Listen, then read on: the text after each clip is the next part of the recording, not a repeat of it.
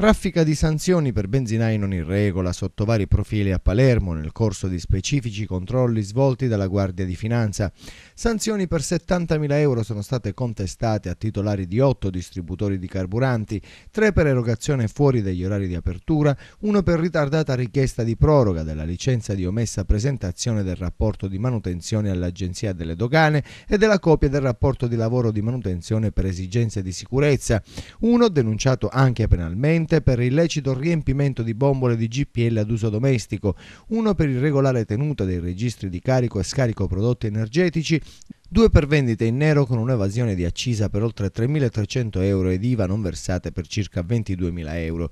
In altri 2 impianti analisi di laboratorio eseguite dall'Agenzia delle Dogane hanno riscontrato carburanti qualitativamente non conformi alla normativa vigente. In un caso il gasolio conteneva per oltre il 30% olio non minerale e dunque non era idoneo per uso autotrazione, e nell'altro era miscelato con sostanze bassobollenti a limitato grado di infiammabilità. I 2 gestori sono stati denunciati, sequestrato infine un distributore dove le colonnine erano state manomesse con un congegno elettronico in modo da erogare il 10% in meno del carburante segnato sul display e pagato dal cliente. Il titolare dovrà perciò rispondere di frode in commercio e uso di misure con falsa impronta.